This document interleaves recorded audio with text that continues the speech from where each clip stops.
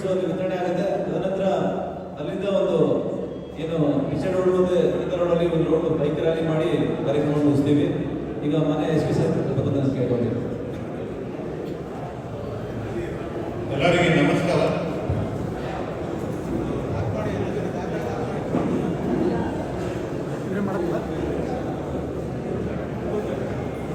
ಮಾಧ್ಯಮ ಮಿತ್ರರಿಗೆ, KGF ಜನರಿಗೆ, ಎಲ್ಲರಿಗೆ ನಮ್ಮ ಪೊಲೀಸ್ ಇಲಾಖೆಯಿಂದ ನಮಸ್ಕಾರ.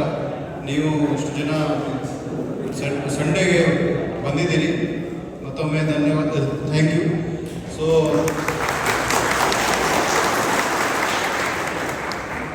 ಭಾಳ ಡಿಟೇಲ್ವಾಗಿ ನಮ್ಮ 3 ಇನ್ಸ್ಪೆಕ್ಟರ್ ಅವರು ಹೇಳಿದ್ದಾರೆ. ಸೈಬರ್ ಕ್ರೈಮ್ ಬಗ್ಗೆ, ನಮ್ಮ ಟ್ರಾಫಿಕ್ ಬಗ್ಗೆ, NDPS ಬಗ್ಗೆ. ಟ್ರಾಫಿಕ್ ಅದು ನಾಳೆಯಿಂದ ನಾವು traffic enforcement, especially helmet enforcement ಕಡ್ಡಾಯವಾಗಿ ಮಾಡ್ತೀವಿ. ಈಗಾಗಲೇ ಸಾಕಷ್ಟು ಅವೇರ್ನೆಸ್ ಕಾರ್ಯಕ್ರಮ ಆಗಿದೆ, ನಿಮಗೆಲ್ಲ ಗೊತ್ತಿದೆ. ಈ ಪ್ರೋಗ್ರಾಮ್ ನಂತರ ಕೂಡ ಒಂದು ಸಣ್ಣ ಪ್ರೋಗ್ರಾಮ್ ಮಾಡ್ತಾ ಇದ್ದೀವಿ. ಸೊ ದಯವಿಟ್ಟು ಹೆಲ್ಮೆಟ್ ಧರಿಸಿ. ನೀವೆಲ್ಲ ನಿಮ್ಮ ಕುಟುಂಬವರಿಗೆ ಯಾರು ಮೇಜರ್ ಇದ್ದಾರೆ 18 and above, first of all minor ಹುಡುಗರಿಗೆ ನೀವು 2 ವೀಲರ್ ಅಥವಾ 4 ವೀಲರ್ ಅವರು ಡ್ರೈವ್ ಮಾಡಲಿಕ್ಕೆ ಅವಕಾಶ ಕೊಡಬೇಡ. ಅವರು ನಿಮ್ಮದು ಜವಾಬ್ದಾರಿ ಇರುತ್ತೆ, ಗಾರ್ಜಿಯನ್ ಜವಾಬ್ದಾರಿ ಇರುತ್ತೆ, ನಿಮ್ಮ ಮೇಲೆ ಫೈನ್ ಆಗುತ್ತೆ. So compulsory wear helmet and we will definitely enforce. And ನಾವೀಗ ನೆಕ್ಸ್ಟ್ ಎಲ್ಲ ಎಂಟ್ರಿ ಎಕ್ಸಿಟ್ ಪಾಯಿಂಟಲ್ಲಿ KGF ಅಲ್ಲಿ ಕೂಡ ಮತ್ತು ಬಂಗಾರಪೇಟೆಯಲ್ಲಿ ಕೂಡ CCTV camera, ANPR CCTV camera ಕೂಡ ಇನ್ಸ್ಟಾಲ್ ಮಾಡ್ತೀವಿ. ನೆಕ್ಸ್ಟ್ ಇದು 1 ತಿಂಗಳಲ್ಲಿ ಎಲ್ಲ ಕೆಲಸ ಕಂಪ್ಲೀಟ್ ಆಗುತ್ತೆ. ಅದಾಗಿಂದ ಯಾರು ನಾವು ನಮ್ಮ ಕಂಟ್ರೋಲ್ ರೂಮಿಂದ ಕೂತ್ಕೊಂಡು ಯಾರು ಹೆಲ್ಮೆಟ್ ಹಾಕಿಲ್ಲ ಅಥವಾ ಸೀಟ್ ಬೆಲ್ಟ್ ಹಾಕಿಲ್ಲ, ಅದು ಆಟೋಮೆಟಿಕ್ಲಿ ನಮಗೆ ಇಮೇಜ್ ಕ್ಯಾಪ್ಚರ್ ಮಾಡಿ ನಿಮಗೆ ಆನ್ಲೈನ್ ಚಲಾನ್ ಕಲಿಸ್ತೀವಿ. ಸೊ ನಿಮಗೆ ಯಾವುದೇ ನಮ್ಮ ಸಿಬ್ಬಂದಿಯಲ್ಲಿ ಇರಬೇಕು, ಆಮೇಲೆ ನೀವು ಹಾಕಬೇಕು, ಈ ಥರ ಇಲ್ಲ. ನಮ್ಮದು ಕ್ಯಾಮ್ರಾ ಇರುತ್ತೆ, ನೀವು ಹಾಕಿಲ್ಲ ಆಟೋಮೆಟಿಕ್ ನಿಮ್ಮ ಹತ್ರ ಫೈನ್ ಬರುತ್ತೆ. ನೀವು ಫೈನ್ ಪೇ ಮಾಡಿಲ್ಲ, ನಿಮ್ಗೆ ನೆಕ್ಸ್ಟ್ ಟೈಮ್ ನಮಗೆ ಯಾವುದೇ ಸಹ ವೆಹಿಕಲ್ ಸಿಕ್ಕಿದರೆ ನಿಮಗೆ ಮತ್ತೆ ಕೇಸ್ ಆಗುತ್ತೆ. ನೀವು ಬೇರೆ ಯಾರಿಗೆ ವೆಹಿಕಲ್ ಮಾರಾಟ ಮಾಡಲಿಕ್ಕೆ ಅಥವಾ ಬೇರೆ ರಿಜಿಸ್ಟ್ರೇಷನ್ ಮಾಡಿದ್ರೆ ಅದು ಕೂಡ ಆಗಲ್ಲ. ಸೊ ದಯವಿಟ್ಟು ಟ್ರಾಫಿಕ್ ಕಾನೂನು ಪಾಲನೆ ಮಾಡಿ. ಎಷ್ಟು ಡಿಫಿಕಲ್ಟ್ ಇಲ್ಲ, ಇದು ನಿಮ್ಮೆಲ್ಲ ನಿಮ್ಮ ಕುಟುಂಬಕ್ಕೆ ರಕ್ಷಣೆಗೋಸ್ಕರ ಇದೆ. ಸೊ ಮತ್ತೊಂದು NDPS ಗಾಂಜಾದಲ್ಲಿ ಬೇರೆ ಯಾವುದೇ ಡ್ರಗ್ಸ್ ಇರಲಿ ಅದರ ಬಗ್ಗೆ ಬಹಳ ಕಠಿಣ ಕಾನೂನಿದೆ. ನಾವು ನಮ್ಮ ಇನ್ಸ್ಪೆಕ್ಟರ್ ಮಾರ್ಕೊಂಡೆ ಅವರು ನಿಮಗೆ ಡಿಟೇಲ್ ಆಗಿ ಹೇಳಿದ್ದಾರೆ. ಸೊ ಇದು KGF ಅಲ್ಲಿ ಒಂದು ಸಮಸ್ಯೆ ಇದೆ. ನಾವು ನಮ್ಮ ಪೊಲೀಸ್ ಇಲಾಖೆಯಿಂದ ಬಹಳ ಕಷ್ಟಪಟ್ಟಿಂದ ಮಾಡ್ತಾ ಇದ್ದೀವಿ. ಅಲ್ಲಿ ನಿಮ್ಮೆಲ್ಲರಿಗೂ ಕೂಡ ಆಪರೇಷನ್ ಬೇಕಾಗತ್ತೆ. ನಾವು ಪದೇ ಪದೇ ಹೇಳ್ತಾ ಇದ್ದೀವಿ, ನೀವು ಮಾಹಿತಿ ಕೊಡಿ. ನಾವು ನಿಮ್ಮ ಮಾಹಿತಿ ಏನು ನೀವು ಯಾರು ಕೊಡ್ತಾರೆ ಅವ್ರದ್ದು ಇನ್ಫಾರ್ಮೇಷನ್ ಕಾನ್ಫಿಡೆನ್ಷಿಯಲ್ ಇರ್ತೀವಿ, ಯಾರಿಗೆ ಹೇಳಲ್ಲ. ಬೇರೆ ಬೇರೆ ರೀತಿಯಿಂದ ಮಾಹಿತಿ ಕೊಡ್ಬೋದು, ಫೋನ್ಗೆ ಕಾಲ್ ಮಾಡ್ಬೋದು, ಇಮೇಲ್ ಮಾಡ್ಬೋದು, QR ಕೋಡ್ ಇದೆ ಅಲ್ಲಿ ಮಾಹಿತಿ ಕೊಡ್ಬೋದು, ಅಥವಾ ನಮ್ಮ ಆಫೀಸ್ಗೆ ಕೂಡ ಬಂದು ಹೇಳ್ಬೋದು. ಸೊ ಇದು ನಮ್ಮದು ಜವಾಬ್ದಾರಿ ಇದೆ, ಅದಕ್ಕಿಂತ ಜಾಸ್ತಿ ನಿಮ್ಮದು ಕೂಡ ಜವಾಬ್ದಾರಿ ಇರುತ್ತೆ. ನಿಮ್ಮದು ಸೊಸೈಟಿ, ನಾವು ಎಲ್ಲ ಇದ್ದೀವಿ ಇಲ್ಲಿ 1-2 ವರ್ಷ ಇಲ್ಲಿ ಕೆಲಸ ಮಾಡ್ತೀವಿ, ಮತ್ತೆ ಬೇರೆ ಕಡೆ ಹೋಗ್ತೀವಿ. ನೀವೇನು ಹೇಳ್ತೀವಿ, ಇಟ್ಸ್ ಯೋರ್ ಪ್ಲೇಸ್, ನಿಮ್ಮ ಸಮಾಜ. ನಾವು ನಿಮ್ಮದು ಸರ್ವಿಸ್ ಮಾಡಲಿಕ್ಕೆ ಬಂದಿದ್ದೀವಿ. ನಮ್ಮದು ಕಾನೂನು ಪ್ರಕಾರ ಸ್ವಲ್ಪ ಅಧಿಕಾರ ಕೊಟ್ಟಿದ್ದಾರೆ, ಅದು ನಾವು ಎನ್ಫೋರ್ಸ್ ಮಾಡ್ತೀವಿ. ಅದು ನಿಮ್ಮ ಸೊಸೈಟಿಗೆ ನೀವು ಹೇಗೆ ಮುಂದುವರಿಸ್ತೀವಿ, ನಿಮ್ಮ ಮಕ್ಕಳಿಗೆ, ನಿಮ್ಮ ಕುಟುಂಬಕ್ಕೆ, ಅದು ನಿಮ್ಮದು ಕೂಡ ಜವಾಬ್ದಾರಿ ಇರುತ್ತೆ. ಅದು ದಯವಿಟ್ಟು ಸಮಜಾಯಿಸಿ. ಯಾರು ಇರ್ತಾರೆ ಡ್ರಗ್ಸ್ ತಗೊಳ್ತಾ ಇದ್ದಾರೆ, ಮದ್ಯಪಾನ ಮಾಡ್ತಾರೆ, ಸಮಜಾಯಿಸಿ ನಮಗೆ ಮಾಹಿತಿ ಕೊಡಿ. ಯಾರು ಡ್ರಗ್ ಪೆಡ್ಲರ್ ಇದ್ದಾರೆ, ಅವರಿಗೆ ಯಾರು ಡ್ರಗ್ಸ್ ಸಪ್ಲೈ ಮಾಡ್ತಾರೆ ಅದ್ರ ಬಗ್ಗೆ ಮಾಹಿತಿ ಕೊಡಿ. ನಾವು ಕಠಿಣ ಕ್ರಮ ತಗೊಳ್ತೀವಿ. ಯಾರು ಹ್ಯಾಬಿಚುವಲ್ ಇದ್ದಾರೆ ಅವ್ರಿಗೆ ಗಡಿಪಾನ್ ಮಾಡಿ, ಗುಂಡಾಪಾನ್ ಮಾಡಿ ಎಲ್ಲ ಆ್ಯಕ್ಷನ್ ತಗೊಳ್ತೀವಿ. ಯಾರು ಅಡಿಕ್ಟ್ ಆಗಿದ್ದಾರೆ ಅವ್ರಿಗೆ ನಾವು ಮೇನ್ ನಾವು ನಾರ್ಮಲ್ ಲೈಫ್ ಅದಕ್ಕೆ ಕೂಡ ಡಿ-ಅಡಿಕ್ಷನ್ ಸೆಂಟರ್ಸ್ ಇದೆ ನಮ್ಮ ಹೆಲ್ತ್ ಡಿಪಾರ್ಟ್ಮೆಂಟಲ್ಲಿ, ಎಲ್ಲ ರಿಲೇಟೆಡ್ ಇದೆ, ಅದು ಕೂಡ ನಾವು ಹೆಲ್ಪ್ ಮಾಡ್ತೀವಿ ನಿಮಗೆ. So please cooperate in this. ದಯವಿಟ್ಟು ಕೈ ಜೋಡಿಸಿ ನಮಗೆ ಕೂಡ ಸಹಾಯ ಮಾಡಿ. ಮತ್ತೆ ಅದೇ ರೀತಿಯಿಂದ ಸೈಬರ್ ಕ್ರೈಮ್ ಬಗ್ಗೆ ಬಹಳ ಎಚ್ಚರಿಕೆ ಬಗ್ಗೆ ಇರಬೇಕು. ನೀವೆಲ್ಲ ಈ ಲಾಸ್ಟ್ 10 ವರ್ಷದಿಂದ ನಮ್ಮದು ಕ್ರೈಮ್ ಪ್ಯಾಟರ್ನ್ ಹೆಚ್ಚಿ ಯಾವ ರೀತಿಯಿಂದ ಮುಂಚೆ ಕ್ರೈಮ್ ಆಗ್ತಾ ಇತ್ತು, ಈಗ ಒಂದು ಫೋನಿಂದ, ಒಂದು ಕಂಪ್ಯೂಟರಿಂದ ಎಲ್ಲ ಕ್ರೈಮ್ ಆಗ್ತಾ ಇದೆ. ಸೊ ನೀವು ಕೂಡ ನಿಮಗೆ ನಿಮ್ಮ ನಾಲೆಜ್ಗೆ ಅಪ್ಗ್ರೇಡ್ ಮಾಡಬೇಕು, ಅವೇರ್ನೆಸ್ ಇರಬೇಕು ನಿಮಗೆ. So 193 is the most important number. 1930 suppose first ನಿಮಗೆ ಅವೇರ್ನೆಸ್ ಇರಬೇಕು. ಇನ್ ಕೇಸ್ ಏನಾದರೂ ಇನ್ಸಿಡೆಂಟ್ ಸೈಬರ್ ಕ್ರೈಮ್ ಆದರೆ ಇಮಿಡಿಯೇಟ್ಲಿ 1930ಗೆ ಫೋನ್ ಮಾಡಿ. ನಿಮ್ಮದು ಎಷ್ಟು ಮ್ಯಾಕ್ಸಿಮಮ್ ಹಣ ನಾವು ರಿಟರ್ನ್ ಮಾಡಲಿಕ್ಕೆ ಮಾಡ್ತೀವಿ, ಅಮೌಂಟ್ ಫ್ರೀಜ್ ಆಗುತ್ತೆ. ಫ್ರೀಜ್ ಆದ ನಂತರ ನಿಮಗೆ ಪೂರ್ತಿ ಅಮೌಂಟ್ ಸಿಗುತ್ತೆ. ನಾಟ್ ರಿಟರ್ನ್ ನಾವು ಸೈನ್ ಸ್ಟೇಷನ್ ಇಲ್ಲಿ ನಮಗೆ ರಿಕವರಿ ಯಾವ್ಯಾವ ಕೇಸಲ್ಲಿ ಆಗುತ್ತೆ, ಯಾವ ಕೇಸಲ್ಲಿ ಇಮಿಡಿಯೇಟ್ಲಿ ನಮಗೆ ಮಾಹಿತಿ ಕೊಡ್ತಾರೆ. ಕಂಪಲ್ಸರಿ ನೀವು ಇಮಿಡಿಯೇಟ್ಲಿ 193 ಇನ್ಫಾರ್ಮೇಷನ್ ಕೊಡಿ. ಪೊಲೀಸ್ ಸ್ಟೇಷನ್ ಬರೋದ ಮುಂಚೆ ಕೊಡಿ 193. ದಟ್ ಆಟೋಮೆಟಿಕ್ ನಮ್ಮದು ಎಲ್ಲ ಬ್ಯಾಂಕ್ಸ್ ಜೊತೆ ನಮ್ಮದು ಅಗ್ರಿಮೆಂಟ್ ಇದೆ. ನೀವು ಮಾಹಿತಿ ಕೊಟ್ಟ ತಕ್ಷಣ ಅವ್ರ ಬ್ಯಾಂಕ್ ಇಂದ ಪೂರ್ತಿ ಅಮೌಂಟ್ ಫ್ರೀಜ್ ಆಗುತ್ತೆ. ಸೊ ನಿಮಗೆ ಅಮೌಂಟ್ ರಿಟರ್ನ್ ಆಗಲಿಕ್ಕೆ ಸಹಾಯ ಆಗುತ್ತೆ. So these are 3 points. ಮತ್ತೆ ಈಗ KGF ಜಿಲ್ಲೆಯಲ್ಲಿ ಜಿಲ್ಲೆಯಲ್ಲಿ ಒಂದು ರೌಡೀಸ್ ಬಗ್ಗೆ ಸ್ವಲ್ಪ ಸಮಸ್ಯೆ ಇವೆ. ಇದು ನಾವು ಪೂರ್ತಿ ರೂಟಿಂದ ತೆಗೆಯಲಿಕ್ಕೆ ಪ್ರಯತ್ನ ಮಾಡ್ತಾ ಇದ್ದೀವಿ. So will clear this rowdy menace. So ಇವತ್ತು ಕೂಡ ಬೆಳಿಗ್ಗೆ ನಾವು ಆಕ್ಷನ್ ತಗೊಂಡಿದ್ದೀವಿ. ಯಾರು ಆಕ್ಟಿವ್ ರೌಡೀಸ್ ಇದ್ರು 23 ಆಕ್ಟಿವ್ ರೌಡೀಸ್ ಮೇಲೆ ನಾವು ಕ್ರಮ ತಗೊಂಡಿದ್ದೀವಿ. ಅವ್ರದ್ದು ಸರ್ಚ್ ಪ್ರೊಸೀಜರ್ ಮಾಡಿ ಅವ್ರ ಮೇಲೆ ಕೆಲವು ಇನ್ನೂ ಸ್ವಲ್ಪ ನಮಗೆ ಇಲ್ಲಿಗಲ್ ಐಟಮ್ಸ್ ಕೂಡ ಸಿಕ್ಕಿದೆ, ಅವ್ರ ಮೇಲೆ ನಾವು ಕ್ರಮ ತಗೊಳ್ತೀವಿ. ಬೇರೆ ಯಾರು this is not limited to 23, ಇನ್ನೂ ಸ್ವಲ್ಪ ರೌಡೀಸ್ ಇದ್ದಾರೆ, ಅವ್ರ ಮೇಲೆ ಕೂಡ ನೆಕ್ಸ್ಟ್ ನಾವು ಕ್ರಮ ತಗೊಳ್ತೀವಿ. ಅವ್ರದ್ದು ಬಿಹೇವಿಯರ್ ಸುಧಾರಣೆ ಆಗಬೇಕು. ಸುಧಾರಣೆ ಆಗಲ್ಲ ನಾವು ಮತ್ತೆ ಆಕ್ಷನ್ ತಗೊಳ್ತೀವಿ. ಗಡಿಪಾರ ಏನೇ ನಮಗೆ ಕಾನೂನು ಪ್ರಕಾರ ಅಧಿಕಾರ ಇದೆ ಅದು ಪೂರ್ತಿ ನಾವು ಚಲಾಯಿಸಿ ಅವ್ರ ಮೇಲೆ ಕಠಿಣ ಕ್ರಮ ತಗೊಳ್ತೀವಿ. ಇದು ನಿಮಗೆ ಬೆದರಿಸಲಿಕ್ಕೆ ಇಲ್ಲ. ಯಾರು ರೌಡಿ ಇದ್ದಾರೆ, ರೌಡಿ ಇಲೀಗಲ್ ಚಟುವಟಿಕೆಯಲ್ಲಿ ಇದ್ದಾರೆ, ಅವರ ಮೇಲೆ ನಾವು ಕಠಿಣ ಕ್ರಮ ತಗೊಳ್ತೀವಿ. ಮತ್ತೆ ಯಾರು ರೌಡಿ ಸೀಟಲ್ಲಿ ಈಗ ಚೆನ್ನಾಗಿರ್ತಾರೆ, ಏನು ಯಾರಿಗೆ ತೊಂದರೆ ಕೊಡ್ತಾ ಇಲ್ಲ, ಎಲ್ಲ ಕಾನೂನು ರೀತಿಯಿಂದ ಇರ್ತಾರೆ, ಅವ್ರದ್ದು ರೌಡಿ ಸೀಟ್ ಕ್ಲೋಸ್ ಕೂಡ ಮಾಡ್ತೀವಿ. ಅದು ಕೂಡ ನಾವು ಲಿಸ್ಟ್ ಮೇಂಟೈನ್ ಮಾಡಿದ್ದೀವಿ. ರೌಡಿ ಸೀಟ್ ಕ್ಲೋಸರ್ ಕೂಡ ಮಾಡ್ತೀವಿ. ಬಟ್ ಯಾರು ಹೊಸ ಹುಡುಗರು ಸ್ವಲ್ಪ ರೌಡಿ ಆಕ್ಟಿವಿಟಿ ಸ್ಟಾರ್ಟ್ ಮಾಡ್ತಾರೆ ಅವ್ರು ಖಂಡಿತ ಅವ್ರ ಮೇಲೆ ಕ್ರಮ ತಗೊಳ್ತೀವಿ. ಸೊ ದಯವಿಟ್ಟು ನಿಮ್ಮ ಸೊಸೈಟಿಯಲ್ಲಿ ನಿಮ್ಮ ಅಕ್ಕಪಕ್ಕದಲ್ಲಿ ಯಾರು ಇದ್ದಾರೆ, ರೌಡಿ ಎಲಿಮೆಂಟ್ಸ್ ಇದ್ದಾರೆ, ಈ ಜಗಳ ಮಾಡ್ತಾರೆ, ಏನಾದರೂ ವೆಪನ್ ತಗೊಂಡು ಡೌನ್ ತಗೊಂಡು ಮಚ್ಚಿ ತಗೊಂಡು ತಿರುಗಾಡ್ತಾರೆ, ಏನಾದರೂ ಯಾರಿಗೆ ಭಯ ಕೊಡ್ತಾರೆ ನಮಗೆ ಇಮಿಡಿಯೇಟ್ ಮಾಹಿತಿ ಕೊಡಿ. Will take action. ಸೊ ಅವ್ರಿಗೆ ಗಡಿಪಾರು ಮಾಡಿ ಕಾಂಟ್ಯಾಕ್ಟ್ ಮಾಡಿ ಅವ್ರಿಗೆ ಹಾಕ್ತೀವಿ. ಸೊ ಬಾಕಿ ಎಲ್ಲ KGF ಜನ ಭಾಳ ಚೆನ್ನಾಗಿದ್ದಾರೆ, ಭಾಳ ಒಳ್ಳೆದು ಜನ ಇದ್ದಾರೆ ಇಲ್ಲಿ. ಜಸ್ಟ್ ಸ್ವಲ್ಪ ಜನಕ್ಕೋಸ್ಕರ ಪೂರ್ತಿ ಹೆಸರು ಹಾಗಾಗಿದೆ. ಬಟ್ ಇದು ಹೆಸರು ಚೇಂಜ್ ಆಗಬೇಕು. KGF ಹೆಸರು ಸ್ವಲ್ಪ ಚೇಂಜ್ ಆಗಬೇಕು. ಈಗ ಏನು ಪರ್ಸೆಪ್ಷನ್ ಇರುತ್ತೆ KGF ಎಲ್ಲ ರೌಡಿ ಇರ್ತಾರೆ, ಆ ಥರ ಇರಬಾರ್ದು. ಸೊ ಇಲ್ಲಿ ನಾವು ಪ್ರಯತ್ನ ಮಾಡ್ತಾ ಇದ್ದೀವಿ ಪೊಲೀಸ್ ಇಲಾಖೆಯಿಂದ. ಸೊ ನೀವು ಕೂಡ ಸ್ವಲ್ಪ ಸಹಯೋಗ ಮಾಡಿ ನಮಗೆ. ನಾವು ನಮಗೆ ಇಷ್ಟ ಆಗಲ್ಲ, ನಾವು ರೌಡಿ ಯಾರು ರೌಡಿ ಮೇಲೆ ರೌಡಿ ಇದ್ದಾರೆ ಕ್ರಮ ತಗೊಳ್ಬೇಕಾಗತ್ತೆ. ಬಟ್ ಇಷ್ಟು ರೌಡಿ ಇದ್ದಾರೆ, ರೌಡಿ ಆಕ್ಟಿವಿಟಿ ಮಾಡ್ತಾರೆ, ಇಷ್ಟು ರೌಡಿ ಇದ್ದಾರೆ, ನಮಗೆ ಕೂಡ ಸರಿ ಆಗಲ್ಲ. ಬಟ್ ನಾವು ಕ್ರಮ ತಗೊಳ್ತೀವಿ. And I hope next rowdy activity ಕಡಿಮೆ ಆಗುತ್ತೆ. ನೀವು ಕೂಡ ನಮಗೆ ಆಪರೇಷನ್ ಕೊಡ್ತೀರಿ. ಆ್ಯಂಡ್ ನಾವು ಯಾರು ಸರಿಯಾಗಿ ಭೇಟಿ ಮಾಡಿದವರು ರೌಡಿ ಸೀಟ್ ಕ್ಲೋಸರ್ ಕೂಡ ಮಾಡ್ತಾ ಇದ್ದೀವಿ. ನೆಕ್ಸ್ಟ್ ಇದು ಆಟೋ ಸ್ವಲ್ಪ ಹೇಳಿದ್ದಾರೆ, ಇಲ್ಲಿಗಲ್ ದಾಖಲೆ ಏನಿಲ್ಲ, ಅವರು ಈ ಥರ ಚಲಾಯಿಸ್ತಾ ಇದ್ದಾರೆ. ಕೆಲವು ಪಬ್ಲಿಕ್ ಇಂದ ಕಂಪ್ಲೇಂಟ್ ಬಂದಿದೆ. ಕೆಲವು ರಾತ್ರಿ ಸಮಯದಲ್ಲಿ ಡ್ರಿಂಕ್ ಮಾಡಿ ಇವರು ಆಟೋ ಓಡಿಸ್ತಾರೆ, ಕೆಲವು ಲೋನ್ ಮಂಚ್ ಕೂಡ ತಗೊಂಡು ಹೋಗ್ತಾರೆ. ಸೊ ಅವರು ಕೂಡ ಸರಿಯಾಗಿ ಕಾನೂನು ಪ್ರಕಾರ ಕೆಲಸ ಮಾಡಬೇಕು. ನೆಕ್ಸ್ಟ್ ನಾವು ಅವ್ರ ಮೇಲೆ ಕ್ರಮ ತಗೊಳ್ತೀವಿ. ಎಲ್ಲ ದಾಖಲೆ ಏನೇನಿದೆ ಅವರು ಕರೆಕ್ಟ್ವಾಗಿ ಇರಬೇಕು.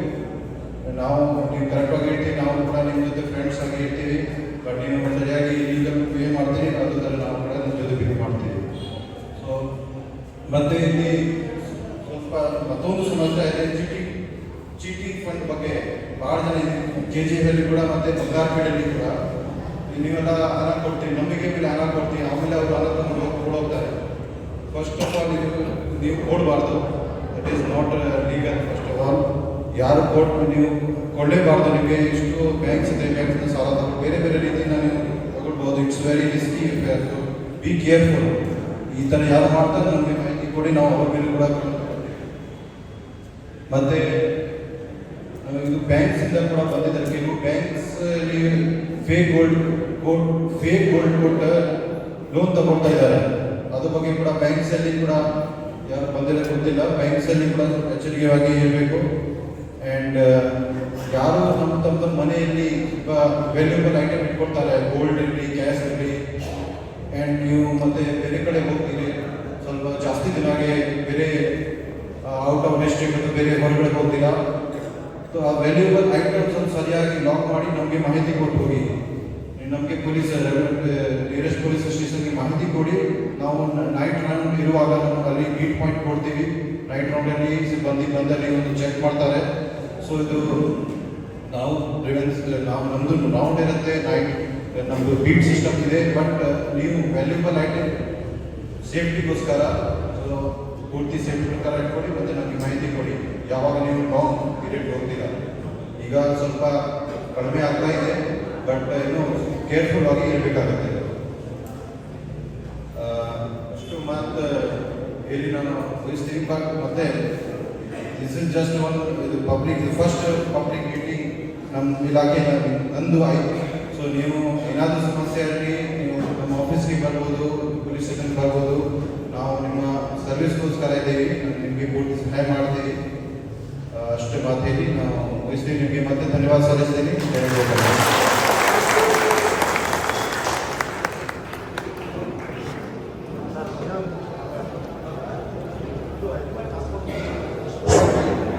ಹಲೋ,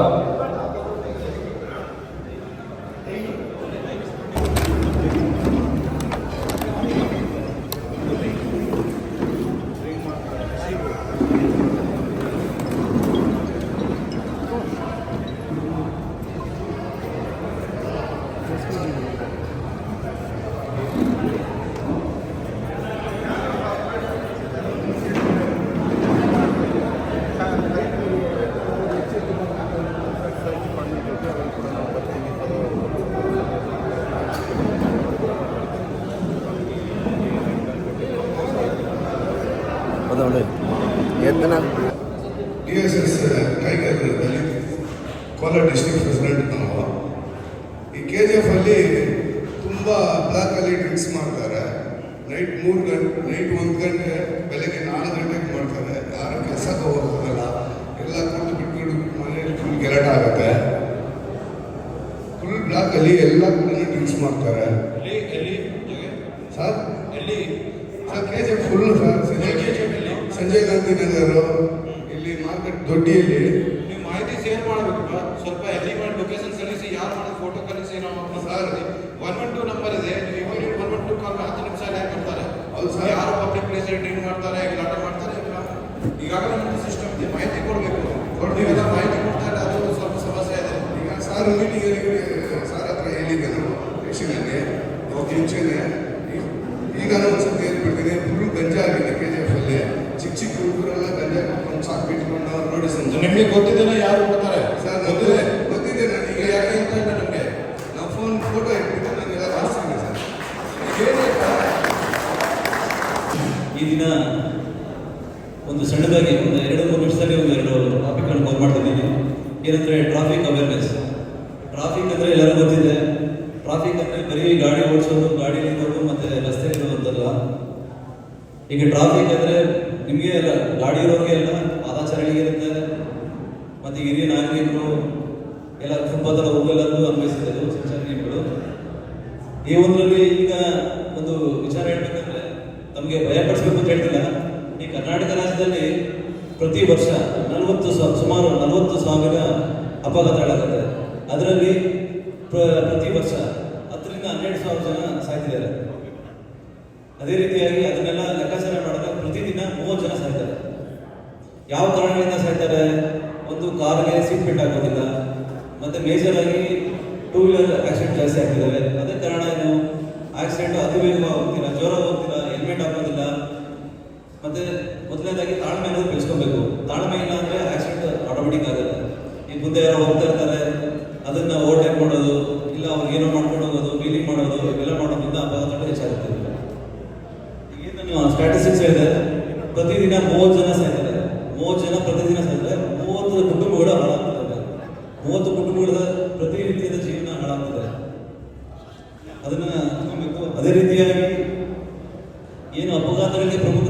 ಮತ್ತು ನಮ್ಮ ಸ್ಟಡೀಸ್ ಏನು ಹೇಳಿದ್ದಾರೆ, ಮೊದಲನೇದಾಗಿ ಅತಿ ವೇಗ, ಓವರ್ ಸ್ಪೀಡು, ಮತ್ತು ಹೆಲ್ಮೆಟ್ ಇದ್ದರೆ ಓಡಿಸುವಂಥದ್ದು, ಸೀಟ್ ಬೆಲ್ಟ್ ಉಪಯೋಗಿಸದೇ ಇರುವಂಥದ್ದು, ಮದ್ಯಪಾನ ಮಾಡಿ ವಾಹನ ಚಾಲನೆ ಮಾಡುವಂಥದ್ದು, ಮೊಬೈಲ್ ಬಳಸಿ ವಾಹನವನ್ನು ಚಾಲನೆ ಮಾಡುವಂಥದ್ದು, ಮತ್ತು ಇತ್ತೀಚಿನ ದಿನಗಳಲ್ಲಿ ನಮ್ಮೆಲ್ಲ ರಾಬರ್ಟ್ಸನ್ ಪೇಟೆ KGF ಅಲ್ಲೇ ಅಪ್ರಾಪ್ತರು ಮೈನರ್ ಹುಡುಗರು ಗಾಡಿ ಓಡಿಸಿ ಡೆತ್ ಆಗಿದೆ.